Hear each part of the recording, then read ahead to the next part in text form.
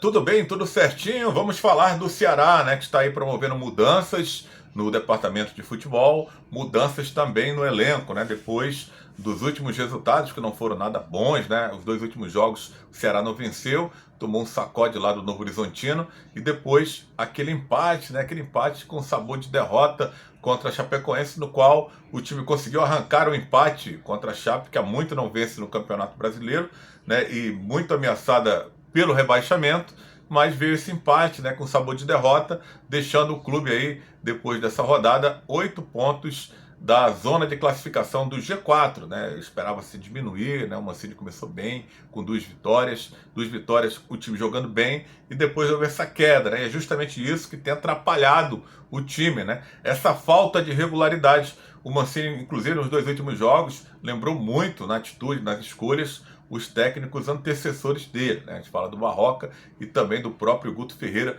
que acabaram sendo demitidos. A gente não fala nem do Morínigo, não, que ele não teve a chance, o paraguaio, de treinar o time na Série B. Foi apenas uma partida e acabou sendo demitido de forma errônea, na minha opinião, né? O Ceará cometeu muitos erros administrativos, principalmente no departamento de futebol. Mas agora resolveu, né, demitir algumas figuras, os chamados peixes pequenos, né? Começando pelo roupeiro, o André que cometeu aquele equívoco, né? Que lamentável, né? Realmente é algo sério, mas eu achei um pouco demais, né, a demissão do cara, né? Poderia ter pensado ali numa advertência, né? O cara tem já serviços prestados ao clube. E outra, culpar só o cara, né? Tem vários jogadores ali que poderiam ter observado e ter notado, né? Que o uniforme do Barleta estava diferente. O próprio Barleta também, né? Poderia ter notado, cara, né? Então não dá para culpar. Muita gente ali no entorno, né? O staff do clube, no vestiário, não notaram isso. Imagina, a responsabilidade é do cara lá do roupeiro.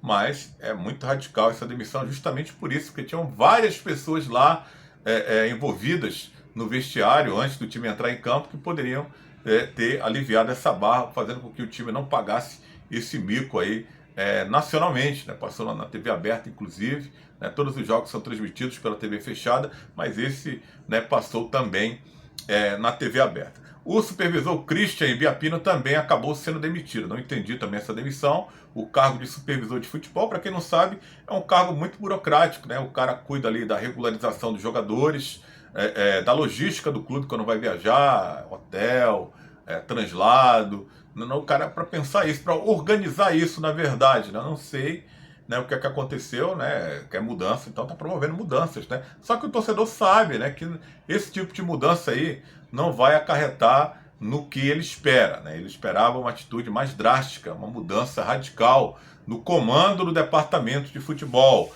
né? Juliano Camargo era um dos comandantes, mas ele não era o cara que decidia tudo, o cara que estava com a caneta na mão, não era o cabeça do departamento, era um funcionário também, né? Ali uma espécie de gerente de futebol que veio aí, fez um trabalho bom aí no Criciúma, no Sampaio Corrêa, mas que no Ceará acabou não dando certo, né? A gente fala do Albeci, né, que é um cara, uma figura verde ainda para o cargo tão importante do clube, que é diretor de futebol, né? É um camarada que a gente já falou, quem acompanha meu trabalho, a gente falou, ó, quando o Albeci entrou, vai ser complicado, o cara não tem experiência, não tem vivência, ele pode ter se preparado na teoria, dizem que tem cursos aí de futebol importante, mas ele tem que viver primeiro o departamento para poder, né, assumi-lo, né, um pouco mais na frente, mas não, colocou logo a cara no sol e acabou se dando mal, né? Havia uma exigência aí da torcida e não poderia ser diferente, né, cara?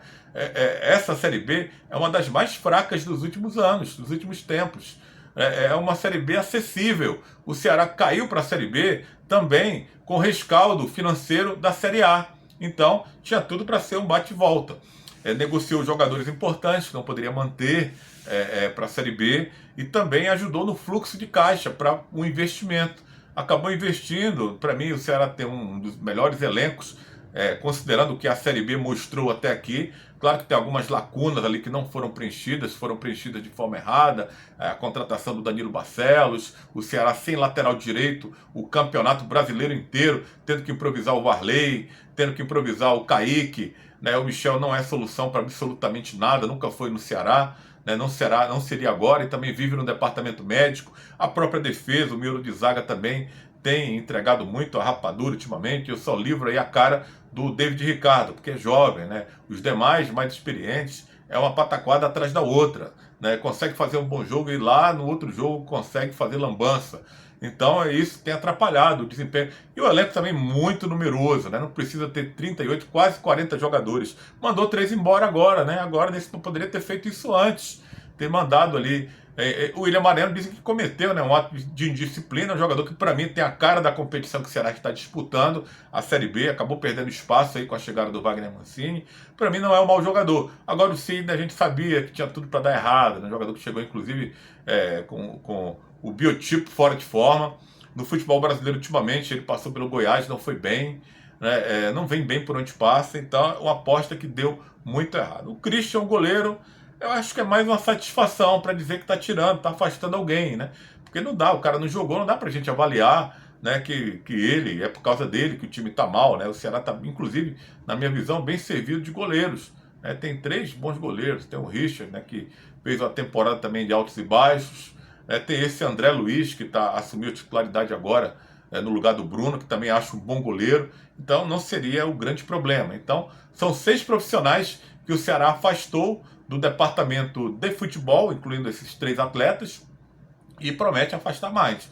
Vamos ver, né? O Albeci era para ser o primeiro, né, a se afastar. Ele primeiro fazer uma autocrítica de que ele não fez um bom trabalho, né, como torcedor do Ceará que diz que era o primeiro a pegar o boné, a ter essa condição. Não deu certo para mim, eu vou me preparar melhor para uma próxima oportunidade lá na frente voltar. Mas parece que nem isso, não tem uma autocrítica, né? Quando perguntado em uma entrevista da CBN, na Rádio CBN de Fortaleza, né, qual seria o plano B do Ceará caso o time não conseguisse o acesso, foi até, querendo ou não, um pouco arrogante, não sei se expressou mal, mas falou: não trabalhamos com essa possibilidade, só trabalhamos com o Ceará ascendendo a Série A com a situação que todo mundo está vendo, né, cara? É difícil o Ceará subir para a Série A. Inclusive, na matemática hoje, o Ceará tem 1% de chances de subir, né? É dever do Mancini, é dever dos jogadores que estão lá, né, acreditar no acesso até o final. Mas fica difícil no momento em que o time não se achou em nenhum momento dentro da competição